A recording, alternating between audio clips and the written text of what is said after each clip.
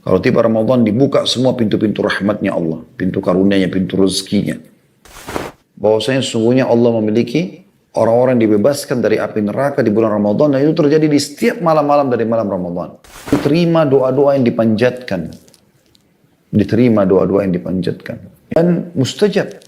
Dan setiap muslim yang berdoa memanjatkan doa akan dikabulkan pada saat itu. Ada 3 waktu di Ramadan yang dipastikan insya Allah mustajab doa ya. Yang pertama itu Bismillahirrahmanirrahim. Teman-teman sekalian, bulan Ramadan ini Allah jadikan memang untuk memperbanyak pahala. Dia seperti sebuah lembaga training. Anda mungkin pernah tahu dan tidak asing kalau seandainya perusahaan ingin meningkatkan SDM, skill dari para pegawainya, maka mereka mengikutkan di lembaga-lembaga training. Khusus untuk peningkatan skill itu. Bahkan kadang-kadang untuk peningkatan satu skill saja. Itu mereka ikutkan pegawainya dengan bayar mahal. Misalnya memunculkan sifat jujur, ya, percaya diri, tanggung jawab, amanah, dan seterusnya. Saya tahu di Jakarta banyak lembaga begitu, bayar sekian juta buat pegawainya, ikut pelatihan beberapa hari, 2-3 hari, karena dianggap lembaga training itu bagus, trainernya juga bagus, diharapkan pegawainya outputnya juga akan bagus. Dan memang betul berefek itu dalam peningkatan kinerja dan produktivitas daripada pegawai tersebut. Dan ini teman-teman sekalian, mereka masuk ke situ karena tahu lembaga ini adalah lembaga yang berkualitas, intinya seperti itu. Ramadan, ya, kalau Anda belum fahami dan belum merenungi masalah ini, dia adalah lembaga training terbesar di dunia. Trainernya langsung sang pencipta Allah. Para pegawai, staf yang mengawasi langsung para malaikat. Tidak ada lembaga training yang sehebat Ramadan. Seluruh muslim, seluruh muka bumi ini, dimanapun Anda berada, di benua manapun, di Asia, di Australia, di Amerika, di Afrika, sama, selama dia muslim, apalagi dia sudah balik, mereka sama mengikuti peraturan-peraturan yang sama. Yaitu puasa di siang hari, sholat malam di malam harinya. Tentu selain mengerjakan sholat wajib 5 waktu. Dengan ditambah juga ibadah-ibadah yang lainnya. Dan setiap muslim pada saat itu bersaing satu sama yang lain, tanda kutip, dalam hal positif untuk lebih baik daripada yang lainnya. Baik untuk lebih baik dari diri dia sendiri yang selama ini mungkin kurang dalam membaca Al-Quran, berzikir, berdoa, bersedekah, dan seterusnya. Begitu juga dengan muslim-muslim yang lain, bersaing positif. Oh, teman saya membaca 1 juz Al-Quran sehari, saya juga harus 1 juz, atau saya harus 2 juz.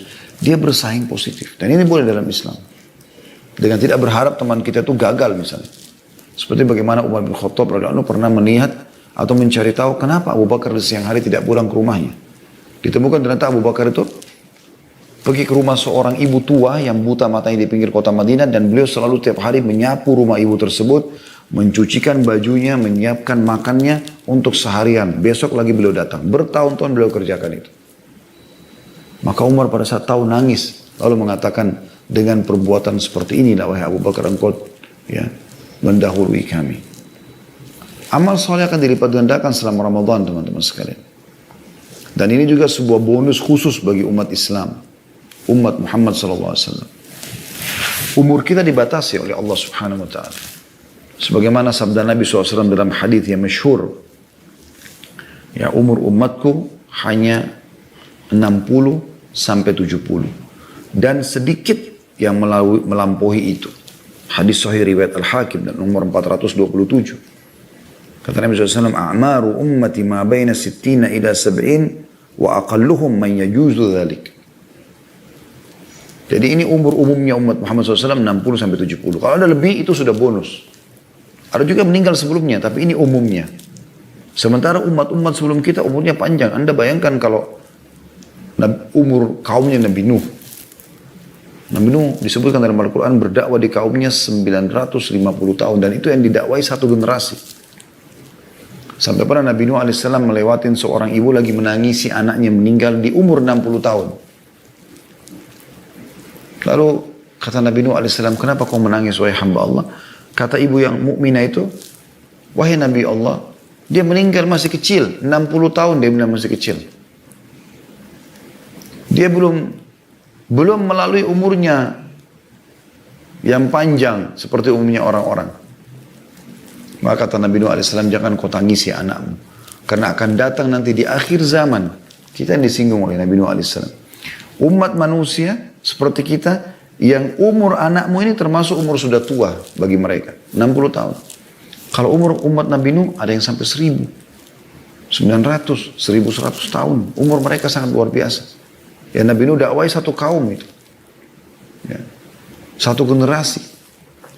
Artinya, kalau mereka beramal, ya teman-teman sekalian, selama 100, anggaplah 500 tahun dia beramal. Bagaimana caranya kita mengejar mereka? Sementara kita tahu umat Muhammad SAW adalah umat yang terbaik. Kata Nabi SAW, surga diharamkan untuk nabi-nabi sebelum aku masuk, dan terharamkan sebelum umatku masuk. Kita dahulu menjadi ahli surga. Bahkan kata Nabi SAW, demi zat yang jiwaku dalam genggaman, maksudnya demi Allah, kalau kalian akan menjadi setengah penghuni surga. Kita ini banyak. Bagaimana mempertemukan antara umur yang pendek dengan penghuni surga yang terbanyak? Ya. Dengan umat yang paling afdal. Sampai kata Nabi SAW, tidak ada satupun umat sebelum kalian kecuali berharap menjadi kalian. Nah, jawabannya sederhana. Allah Subhanahu wa taala memberikan atau mengaruniakan umat ini beberapa tempat, ya, waktu yang bisa mereka lipat gandakan amal soleh. Adanya Masjidil Haram dengan 100.000 pahala, ada yang Masjid Nabawi dengan 1000 pahala, gitu kan? Kalau Anda bilang kan Masjid Haram sudah ada dari zaman Nabi Ibrahim AS, Masjid Nabawi belum ada, 1000 pahala. Itu ada setelah Nabi SAW datang, gitu kan? Dan berlaku hanya untuk umat Islam. Kalau orang kafir sholat itu tidak ada. Tidak dapat pahala mereka. Jadi ada pelipat gandaan waktu, tempat. Waktu juga begitu. Di antaranya adalah Ramadan ini. Oleh karena itu setiap muslim memang harus betul-betul, ya, fokus, ya, dengan seluruh potensi dia untuk bisa menyambut Ramadan. Ramadan memiliki banyak kemuliaan teman-teman sekalian. Kita akan coba rangkumkan dalam beberapa poin. Yang pertama, dia adalah bulan turunnya Al-Quran. Al-Quran adalah pedoman kaum muslimin. Dia bukan karangan seorang profesor, bukan seseorang yang penulis yang handal sehingga bukunya menjadi bestseller. Bukan. Al-Quran adalah kalamullah, perkataan Allah. Siapa Allah? Pencipta langit dan bumi. Allah pilih khusus Ramadan diturunkan pada saat itu. Itu Allah sebutkan dalam Al-Quran. Dalam surah Al-Baqarah yang sudah masyhur. Ayat ini sering diulangi oleh para da'i-da'i kita di mimbar-mimbar di hari di bulan Ramadan atau di luar Ramadan, ya, atau menjelang Ramadan tepatnya, ya. Biasa dibahas masalah itu. Ayat 185 Anda bisa buka aplikasi Al-Quran di handphone Anda masing-masing yang bunyinya A'udzu billahi minasyaitonir rajim. Syahrul Ramadan alladzi unzila fihil Qur'anu hudan lin-nasi wa bayyinatin minal huda wal furqan. Al-ayah artinya bulan Ramadan adalah bulan yang di dalamnya diturunkan Al-Quran. Dipilih khusus oleh Allah untuk turunkan kitabnya. Sebagai petunjuk bagi manusia. Dan penjelas, ya, atau penjelasan mengenai petunjuk itu. Dan pembeda antara yang benar dan yang batil atau yang salah. Juga disebutkan kalau Nabi SAW lebih gencar mempelajari Al-Quran di Ramadan. Melalui Jibril AS. Dinukil dari Ibnu Abbas radhiyallahu anhuma dalam sebuah riwayat yang sahih, riwayat Bukhari nomor 6, ya.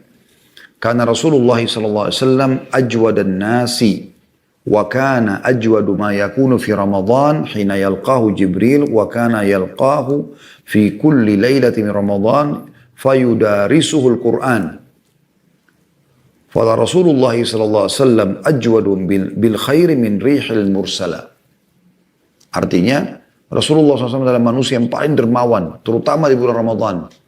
Jadi, Ramadan berarti ada nilai plusnya. Kenapa Nabi SAW lebih dermawan di Ramadan? Lebih banyak bersedekah. Ketika Jibril alaihissalam datang menemuinya pada setiap malam dari malam-malam Ramadan, di mana Jibril mengajarkan Al-Quran kepada Nabi SAW. Sungguh Rasulullah SAW adalah orang yang paling dermawan, mengalahkan hembusan air, mengalahkan hembusan angin. Atau lebih dermawan daripada hembusan angin. Yang lebih cepat maksudnya dalam bersedekah. Oleh karena itu teman-teman sekalian, Ramadan kita jadikan momentum yang paling tepat untuk lebih banyak mengenal Al-Quran. Kurang lebih ada 4 hal yang harus Anda perhatikan dalam Al-Quran. Yang pertama adalah membacanya. Di sini Anda ngerti artinya atau tidak ngerti artinya, baca. Yang penting bacaannya benar. Kenali huruf-huruf hijaiyah. Dan sebutkan dengan sebutan yang benar. Bedakan mana tha, mana sin, mana zal, mana zai, mana shin, mana dha. Beda semua. Tha wa ala thalatha. Tha. Zalika, zal. Zulzila, zai. Sin sama shin, idha syamsu. Syamsu. Shin sama sin. Bedakan dengan dha, zalimin, zalimin. Harusnya dibedakan. Bedakan mana alif, mana ain. Karena akan berubah makna.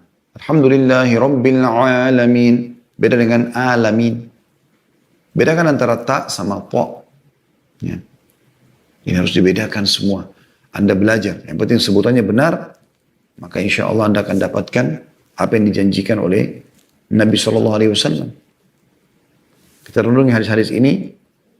Yang pertama hadis riwayat Muslim nomor 804. Kata Nabi SAW, Iqra'ul Qur'ana fa'innahu ya'ti yawmal qiyamati syafi'an li ashabihi. Selalulah baca Quran. Ngerti atau nggak ngerti, yang penting bacanya benar. Itu hak pertama Al-Quran. Ya. Kalau orang harus mengerti semua isinya baru kemudian baca, maka orang mungkin tidak ada yang baca Al-Quran. Kecuali orang-orang Arab yang mengerti bahasa Arab. Tapi ini yang pertama membacanya. Dan ini dianjurkan mulai dari Al-Fatihah surah nomor pertama, Al-Baqarah surah nomor 2, Al-Imran surah nomor 3, An-Nisa surah nomor 4, Al-Ma'idah surah nomor 5, Al-An'am surah nomor 6, terus begitu. Al-Anfal, terus sampai An-Nas, surah nomor 114. Anda baca, mengkhatam, ulangi lagi, mengkhatam, ulang lagi. Kata Nabi SAW, baca Al-Quran itu karena dia akan menjadi penolong bagi pembacanya pada hari kiamat.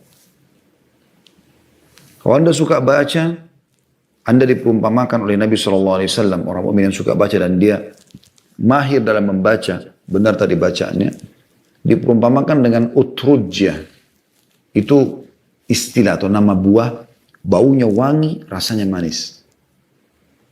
Kata Nabi SAW, Al-mu'minu alladhi yakra'ul qur'ana wa ya'malu bihi kal utrujah. Orang mukmin yang baca Quran dan mengamalkan isinya, maka dia seperti buah utrujah. Ta'muha tayyibun wa rihuha tayyib. Rasanya enak, ya, dan baunya wangi. Wal mu'minu alladhi la yakra'ul qur'an wa ya'malu bihi katamra. Orang mukmin yang tidak baca Quran, tapi dia mengamalkan isinya. Seperti banyak umat Islam, dia sholat, dia puasa, tapi dia tidak membaca Al-Quran. Katamra, seperti kurma. Ta'muha tayyib wala rihalha. Rasanya manis, tapi nggak ada bau wanginya. Kurma biar kita cium-cium nggak ada bau. Ya. Tapi rasanya manis. Kemudian Nabi SAW juga bersabda, Al-mahiru bil-Qur'ani ma'as safaratil kiramil barara. Orang yang mahir dalam membaca Al-Quran, maka dia akan bersama dengan para malaikat. Walladhi yakra'ul Qur'ana wa yatata'ta'u fihi wa huwa alaihi syakun lahu ajran. Dan orang yang membaca Al-Quran, sementara dia terbata-bata dalam membacanya, kesulitan dalam membacanya, maka dia akan mendapatkan 2 pahala. Maksudnya didobelkan pahala dia. Hadis sahih riwayat Muslim nomor 798. Oleh karena itu, dari hadis-hadis ini kita bisa lihat bagaimana keutamaan membaca Quran. Tentu keutamanya sangat banyak, tapi ini diantaranya. Dan Ramadan bulan yang paling tepat untuk membaca Al-Quran. Sampai dikatakan para sahabat ridwanullahi alaihim kalau tiba Ramadan, cuma 2 dari lisan mereka. Al-Quran atau perkataan yang baik. Udah gak ada lagi omong kosong. Tapi Al-Quran ini luar biasa. Bahkan di antara mereka ada yang mengkhatam Al-Quran setiap malam. Setiap malam membuat khatam Al-Quran 1 kali. Ada yang 3 hari. Al-Quran terus, tidak pernah mereka tinggalkan. Itu di Ramadan. Maka mulai sekarang persiapkan diri Anda, supaya nanti Ramadan Anda sudah terbiasa membaca Al-Quran. Mulai baca. Hak yang kedua Al-Quran adalah mentadabburi. Nah, beda dengan membaca saja. Kalau tadabbur ini, kita memilih 10 ayat Al-Quran, tidak harus berurut dari Al-Fatihah, Al-Baqarah, Al-Imran, tadi terus sampai An-Nas. Tapi Anda boleh pilih surah yang paling Anda sukai. Misal, Anda mau mulai dengan mempelajari kenapa Allah menamakan beberapa surah Al-Quran dengan nama-nama hewan. Seperti Al-Ankabut, laba-laba, An-Naml, semut misalnya. Al-Baqarah, sapi betina. Al-Fil, gajah. Kenapa ini? Anda mulai tadabbur di situ. Tadabbur artinya membacanya dan di sini memahami maknanya. Ya. Jadi ini yang kedua ini. Ada membaca tidak paham makna, dia baca saja untuk mengejar pahalanya. Ada membaca untuk memahami maknanya. Dan ini memang lebih banyak terjadi teman-teman sekalian di kalangan para sahabat. Mereka tidak melewati 10 ayat. Per 10 ayat. Allah berfirman tentang masalah tadabburin dalam surah Muhammad, surah nomor 47 ayat 24. A'udzubillahi minasyaitonirrajim. Afala yatadabbaruna al-Qur'an. Afala yatadabbaruna al-Qur'ana am ala qulubin aqfaluha. Mengapa mereka tidak mentadabburi Al-Quran? Atau memang hati mereka sudah terkunci? Ya. Sudah terkunci. Dan Anda tadabburi itu. Atau Anda mungkin perempuan mau pelajari tentang wanita, ada surah An-Nisa. Ada juga nama perempuan surah Maryam. Atau Anda mau pelajari tentang nabi-nabi, ada surah Hud. Ya. Ada surah Ibrahim, ada surah Yusuf, ada surah Yunus, ada surah Muhammad alaihi wassalatu wassalam semuanya. Ya.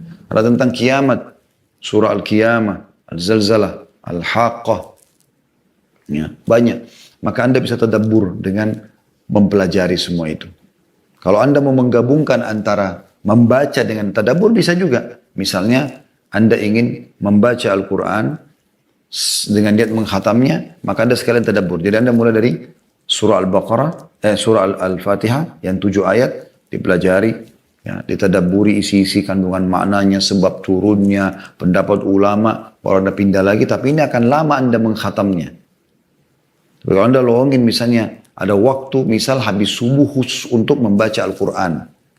Berapa ayat pun terserah Anda, yang penting nanti Anda menghatamnya. Nanti habis duhur Anda tadabbur. Khusus 10 ayat Anda renungi benar-benar makna-maknanya, sebab turunnya pendapat ulama. Nah itu lebih baik, lebih efektif. Sehingga yang ini menghatam iya, yang ini memang butuh waktu lama. Karena Anda untuk mempelajari, mengorek-orek ilmunya segala macam ini kan butuh waktu itu tadabbur. Kemudian yang ketiga menghafalnya. Menghafal ini kurang lebih sama metodenya dengan tadabbur. 10 ayat saja per hari. Kalau Anda bisa lebih, alhamdulillah. Tapi kalau Anda mau lebih mudah ringan, 10 ayat per hari. Ya. Insya Allah kalau Anda hafal habis subuh misalnya 10 ayat tersebut, mungkin setengah jam. Di waktu sholat duha Anda pakai, saya 10 ayat, Anda sholat duha anggaplah 2 rakaat. Berarti 5 ayat di rakaat pertama setelah Al-Fatihah, 5 ayat juga di rakaat kedua. Kalau Anda sholat lebih dari 2 rakaat, misalnya 4 rakaat, Anda bisa ya ulangi lagi. Anda sholat sampai 8 rakaat, Anda bisa ulangi terus. Di Qobliyah duhur. Di 2 rakaat sholat duhur. Di Ba'diyah duhur. Di Qobliyah asar. Di sholat 2 rakaat pertama asar. Karena 2 rakaat pertama yang ada surah setelah Al-Fatihah. Di Qobliyah maghrib. Di maghrib kita kalau berjamaah tentu imamnya yang membaca dengan suara jahar. Tapi di Qobliyah maghrib 2 rakaat. Dan di Ba'diyah maghrib 2 rakaat. Di Qobliyah Isya 2 rakaat, di Ba'diyah Isya 2 rakaat. Belum sholat tahajudnya. Ini kalau dalam sehari Anda ulangi terus 10 ayat, Anda akan hafal di luar kepala. Hari kedua juga begitu, hari ketiga juga begitu. Al-Quran ada 6.000 sekian ayat ya. Kalau Anda setiap hari hafal 10 ayat, dalam 1 bulan Anda punya 300 ayat. Ya, dalam 1 bulan. 10 bulan Anda punya 3.000 ayat. Berarti kurang dari 2 tahun Anda bisa hafal 30 juz. Tapi kan nanti saya bisa lupa saat itu. Bisa saja Anda lupa, tapi tidak mungkin orang lupa semuanya isi Al-Quran. Anda lupa, Anda tinggal ulangi. Pakai dalam sholat. Gunakan hafalan Quran pada saat lagi menuju ke kantor, lagi di atas sepeda, pakai headset, lagi di motor, lagi di mobil, tinggal dengarkan. Segala macam hal bisa kita pakai sekarang, connectkan dari handphone kita. Segala macam teknologi sekarang sudah sangat canggih. Atau mungkin ada flash disk yang dipasang, atau mungkin ada hard disk yang dicolok. Segala macam hal bisa kita lakukan. Anda hafal Al-Quran. Ya. Kemudian yang selanjutnya adalah mengamalkan isinya. Tentu masalah menghafal Quran ini ada hadis yang menjelaskan masalah keutamanya. Di antaranya adalah sabda Nabi SAW. Ya. Yaji'ul Qur'ana yawmul qiyamah. Al-Quran akan datang pada hari kiamat. Fayaqulu ya Rabbi. Hallihi. Fayulbasu tajal karamah. Berikan penghafalku ini perhiasan. Lalu Allah memberikannya mahkota kemuliaan. Thumma yaqulu ya Rabbi zidhu. Fayulbasu hullatul karamah. Maka Al-Quran mengatakan, tambahkan buat dia ya Allah. Maka Allah pun menambahkannya mahkota kemuliaan. Thumma yaqulu ya Rabbi irda anhu. Fayarda anhu. Maka Al-Quran mengatakan lagi, ya Allah ridholah kepadanya. Ridho artinya jangan pernah kau marah sama dia ya Allah. Maka Allah pun ridho kepadanya. Fayuqalu lahu ikra warqa. Wa tuzadu bi kulli ayatin hasanah. Maka dikatakan kepadanya, bacalah ayat hafalanmu, bacaanmu. Setiap satu ayat satu derajat di surga. Dan setiap satu ayat ditambahkan satu pahala lagi. Dan ini dinukil hadisnya oleh Tirmidzi nomor 3164. Hak yang keempat adalah Anda mengamalkan isinya. Dan ini sudah umum. Kita memang diwajibkan untuk mengamalkan isi Al-Quran. Ya. Isi Al-Quran. Karena memang diturunkan untuk diamalkan isinya. Dan itu semua Ramadan adalah bulan Al-Quran. Maka kesempatan untuk lebih mendekatkan diri kepada Al-Quran di bulan Ramadan. Yang kedua, bulan pengampunan. Ya, asal Anda memenuhi syaratnya ya. Dan ini memang juga butuh persiapan. Maka alangkah baiknya memang kita bahas jauh sebelumnya. Yaitu sabda Nabi SAW, hadis yang masyhur ya. Hadis ini selalu masyhur, selalu disampaikan umumnya oleh para ulama kita. Hadis riwayat Ahmad nomor 2016. Maaf, hadis riwayat Bukhari ini. Hadis riwayat Bukhari nomor 38 dan Muslim nomor 760. Kata Nabi SAW, "Man shama Ramadhana imanan wa ihtisaban ghufira lahu ma taqaddama min dhanbi." Barang siapa yang berpuasa Ramadan karena keimanan, yakin ini perintah Allah, wa ihtisab dan mengharapkan pahalanya. Ini butuh persiapan ini. Supaya kita menyadari tentang pentingnya itu. Maka akan dibersihkan dosa-dosanya di masa lalu. Bagaimana orang beriman tidak berharap sampai di Ramadan, teman-teman sekalian? Dan bagaimana kita tidak mengatakan Ramadan dahsyat, dengan begitu tiba Ramadan bersih semua dosa-dosa kita. Tapi syaratnya kita menyambutnya, ya, berpuasa di dalamnya dengan keimanan, yakin perintah Allah dan juga mengharapkan pahalanya. Juga sabda Nabi SAW, as-salawatul khams, antara salat 5 waktu, wal jum'atu ila jum'ah, antara Jumat dengan Jumat, wa Ramadan ila Ramadan, dan Ramadan ke Ramadan setelahnya, mukaffiratun ma bainahunna idza syunibatil kabair, akan menjadi pembersih di antara keduanya kalau dijauhi dosa-dosa besar. Ya. Yang ketiga, bulan yang penuh dengan berkah dan rahmah. Berkah semuanya. Berkah itu artinya tercukupkan, cukup. Berkah itu kayak misalnya Anda makan satu piring berdua tapi kenyang gitu ya. Berkah. Itu keberkahan yang luar biasa yang dikejar. Dan kasih sayangnya Allah SWT turun di bulan Ramadan.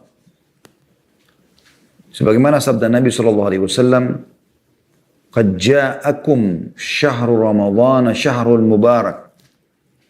Kalau mau tiba Ramadan, Nabi SAW ingatkan para sahabat, telah datang kepada kalian bulan Ramadan, bulan yang penuh dengan berkah. Iftaradallahu alaikum siyamah. Allah telah mewajibkan kalian melaksanakan puasa di dalamnya.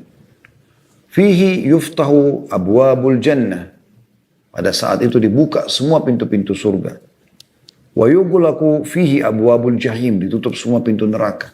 Surga ada 8 pintu, neraka ada 7 pintu. Wa tagullu atau tagullu tepatnya, wa tagullu fihi syayatin, dan dibelenggu semua syaitan-syaitan.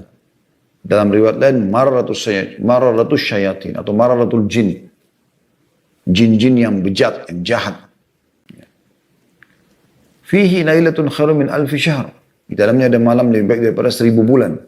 Man hurima khairaha faqad hurim.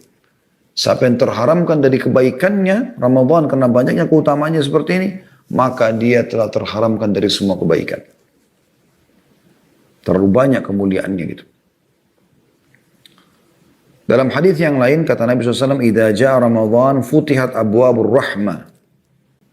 Kalau tiba Ramadan dibuka semua pintu-pintu rahmatnya Allah, pintu karunia-Nya, pintu rezekinya. Wa ghullikat abwabul jahannam, dan ditutup pintu-pintu neraka jahannam. Wa sullilatis syayatin, dan setan-setan yang merupakan musuh nyata semuanya dibelenggu. Belenggu itu berarti ya, leher, tangannya semua diikat. Hadis ini sahih riwayat An-Nasai nomor 2102. Yang keempat masih masuk dalam seperti hadis tadi, masalah dibukanya semua pintu-pintu surga. Tadi sudah disebutkan sebenarnya, tapi kita poinkan sendiri. Ditutup semua pintu neraka. Artinya dibuka pendaftaran ke surga. Ramadan iklan resmi dibuka pendaftaran ke surga bagi yang mau. Jangan teman-teman Anda menjadi seperti sebagian orang, dia lewat di sebuah kampus, di depan sebuah kampus ada pelang tertulis besar, terbuka pendaftaran. Lalu Anda cuma mengatakan, saya mau kuliah di situ. Tapi nggak pernah daftar. Sehebat apapun Anda tidak terdaftar. Ya. Saya mau kerja di situ, padahal tidak pernah mengajukan pelamaran. Bagaimana caranya? Ramadan terbuka sekali. Dibuka pintu-pintu surga. Dan juga ditutup semua pintu neraka. Nggak ada orang masuk ke neraka pada saat itu. Ya, Allah Subhanahu wa Ta'ala tutup semuanya. Pintu-pintu neraka tidak ada yang dibuka. Ini luar biasa sebenarnya. Ya. Bagaimana Allah Subhanahu wa Ta'ala berikan kesempatan kita untuk selamat dari neraka. Dalam beberapa hadis disebutkan bahwasanya sesungguhnya Allah memiliki orang-orang yang dibebaskan dari api neraka di bulan Ramadan, dan itu terjadi di setiap malam-malam dari malam Ramadan. Nama Anda dihapus, bukan lagi jadi penghuni neraka. Mohon saja, modalnya tinggal merengek sama Allah. Mohon. Yang kelima, dibelenggu syaitan-syaitan. Siapa syaitan-syaitan teman-teman? Musuh kita. Bagaimana teman-teman kalau kita mau lomba lari sama orang, rival kita ini dibelenggu. Kakinya diikat, dua-duanya, tangan diikat, lehernya diikat. Anda biar jalan santai menang. Yang selama ini syaitan berusaha dengan 1001 jalan untuk supaya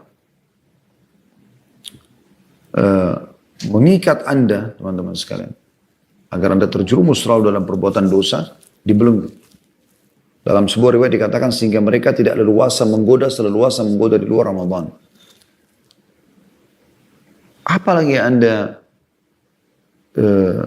khawatirkan dan ragu atau takutkan pada saat musuh kita sudah diikat. Sayang sekali teman-teman, banyak orang subhanallah begitu Ramadan selesai, antara dia sama syaitan yang biasa goda dia itu jaraknya 1 bulan. 1 bulan. Ya. Mungkin Anda kalau di Australia teman-teman, saya entah dari mana, tapi dari satu kota yang lain, mungkin kalau jalan kaki 1 bulan sampai itu. Artinya jarak kita sama syaitan jauh sekali. Jauh sekali. Sayangnya, ada banyak orang begitu Ramadan selesai Idul Fitri, tiba, milisannya bilang, Alhamdulillah. Bukan Alhamdulillah karena berhasil ikuti pelatihan Ramadan supaya menjadi orang yang lebih baik. Tidak. Mereka membahasakan Alhamdulillah seperti yang lepas dari penjara ibadah. Alhamdulillah. Sudah tidak lagi sholat malam. Enggak lagi mengaji. Enggak lagi berzikir. Enggak lagi berdoa. Enggak lagi tutup aurat. Enggak lagi membaca Al-Quran. Enggak. Semua. Seperti orang yang sudah jauh dari musuhnya. Sudah lomba lari. Sudah jauh sekali. Sudah dekat garis finish. Dia kalau mati bisa masuk surga. Dia duduk manis. Nunggu musuhnya datang. Sampai syaitan datang dekat dia, godain lagi dia. Karena semua hasil pelatihan Ramadan ditinggalin sama dia. Lagi dibelenggu kesempatan. Selepas Idul Fitri, Anda tinggal injak gas. Syaitan tidak akan bisa menjangkau Anda. Dan Nabi SAW mengatakan dalam hadis yang lain, hadis ini diriwayatkan oleh Tirmidzi dalam sunannya nomor 682. Dan ini dihasankan oleh Syekh Albani. Kata Nabi SAW, "Idza kana awwalu lailatin min syahr Ramadan," pada saat tiba malam pertama dari bulan Ramadan, "suffidatis syayatin wa maradatul jin." Maka semua syaitan-syaitan dan jin-jin yang jahat, kelas kakapnya, yang menggoda manusia, semuanya dibelenggu. Belenggu leher, tangan, kaki. Kata Nabi SAW, "Wa gullikat abwabun nar," ditutup semua pintu neraka. Gak ada orang yang masuk neraka. Bisa bermakna tadi saya katakan dihapus namanya dari api neraka. Falam yuftah bin habab, tidak ada satu pintu pun dibuka neraka itu. Wa futihat abwabul jannah, dibuka semua pintu surga. Falam yughlaq minha bab, dan tidak ada satupun pintunya yang ditutup. Wa yunadi munadin, dan salah satu penyeru-penyeru dari malaikat, "Ya bagiyal khair akbil, wa ya bagiyal syar aqsir." Wahai para pelaku kebaikan, segera, ayo perbanyak amalmu, kesempatan. Dan wahai pelaku keburukan, tahan dirimu, kesempatan kau taubat. Walillahi utaqa'u minan nari wa dzalika kulla laila. Dan setiap malam Ramadan ada pembebasan, ada orang yang dibebaskan dari api neraka selamanya. Kalau Anda terdaftar di Ramadan nanti ini, insya Allah sebulan 10 bulan lagi, sebulan 10 hari lagi, dan insya Allah Allah panjangkan umur kita bisa dapat Ramadan yang banyak, yang sekian puluh kali, bahkan kuasa Allah SWT lebih banyak daripada itu Allah berikan kepada kita dengan amal-amal saleh. Maka pada saat itu Anda kalau berhasil merengek sama Allah, mohon sama Allah dibebaskan, ya Allah a'tik riqabana wa riqaba aba'ina minan nar. Anda kalau sering dengar doa ini kadang-kadang dikunut disampaikan oleh imam-imam haram, ya Allah hapus, ya bebaskan diri kami dan keluarga orang tua kami dari api neraka. Maka Anda selamanya insya Allah tidak akan terjerumus lagi. Semoga dengan izin Allah SWT. Itu terjadi setiap malamnya. Yang keenam, diterima doa-doa yang dipanjatkan. Diterima doa-doa yang dipanjatkan. Ya. Dan mustajab. Selama Anda memenuhi syaratnya untuk keikhlasan. Ya. Anda tidak meminta yang haram. Tidak ada makanan dan minuman yang haram. Ya. Ada syarat-syarat yang Anda bisa nonton ceramah kami di playlist YouTube insya Allah. Tentang dahsyatnya doa. Ada sudah saya sebutkan syarat-syarat di situ. Nah, kalau Anda penuhi insya Allah syarat-syarat doa tersebut, maka kata Nabi SAW, "Inna lillahi fi kulli yaumin utaqa minan nar." Sesungguhnya setiap hari ya, Allah memiliki beberapa orang yang dibebaskan dari api neraka fi syahr Ramadan, di bulan Ramadan. Wa inna likulli muslimin da'watun yad'u biha fayastajibu lahu. Dan setiap muslim yang berdoa menjadikan doa akan dikabulkan pada saat itu. Ya. Ini luar biasa. Hadis ini riwayat Bazzar dan Al-Haythami. Dan hadis ini disahihkan oleh ulama hadis. Ada 3 waktu di Ramadan yang dipastikan insya Allah mustajab doa ya. Yang pertama itu pada saat sahur, karena ini adalah masuk di sepertiga malam terakhir ya. Umumnya Anda kan kalau makan sahur sejam sebelum subuh, ini masuk dalam umumnya hadis ya, yang sudah masyhur, hadis Bukhari Muslim, yang kata Nabi SAW, "Yanzilu Rabbuna tabaraka wa ta'ala kulla laylatin ila sama'id dunya." Setiap malam ya, Tuhan yang maha berkah dan maha tinggi, Allah SWT, Tuhan kita turun ke langit bumi. Hina yabqa thuluthul laylil akhir, pada saat tertinggal sepertiga malam. Yaqulu man yad'uni fa astajibalah, maka dia pun berkata, siapa yang berdoa kepada aku memohon maka aku akan berikan. Wa man yas'aluni fa utiyah, siapa yang meminta maka aku beri. Wa man yastaghfiruni fa aghfirlah, dan siapa yang memohon ampun aku maafkan. Dan itu di waktu sahur, sepertiga malam itu. Yang kedua pada saat berbuka, pada saat berpuasa sendiri, mulai dari sahur sampai mulai dari tahan diri, mulai azan subuh sampai azan maghrib, ini juga waktu mustajab. Kata Nabi SAW dalam hadis, "Thalathatun la turaddu da'watuhum as-sa'imu hatta yuftir." 3 orang tidak akan ditolak doanya. Yang pertama adalah orang puasa sampai dia berbuka puasa. Wal imamul adil, dan pemimpin yang adil. Dan yang ketiga, wada'watul mazlum, doanya orang yang terzalim. Hadis riwayat Ahmad nomor 305. Dan pada saat berbuka sendiri. Jadi tadi sahur atau sepanjang puasa atau pada saat berbuka. Gitu kan? Karena kata Nabi SAW dalam hadis, was-saimu hina yuftir. Dan termasuk doa yang tidak ditolak adalah orang yang puasa pada saat ia berbuka puasa. Hadis riwayat Tirmidzi nomor 2526. Jadi itu ada waktu mustajab doa. Yang ketujuh teman-teman sekalian, Anda bisa dapatkan di Ramadan nanti yang sebentar lagi insya Allah kita akan sambut adalah peningkatan SDM Muslim. Sumber daya manusia. Bagaimana kualitas mereka meningkat. Banyak sekali Muslim sebelum Ramadan, mereka mungkin sholatnya masih bolong-bolong. Tiba Ramadan mereka perbaikin. Banyak sekali Muslim yang tadinya belum pernah puasa sepanjang tahun, mereka Ramadan berpuasa. Banyak yang belum pernah ngaji baca Quran, mereka sepanjang tahun mereka baca di Ramadan.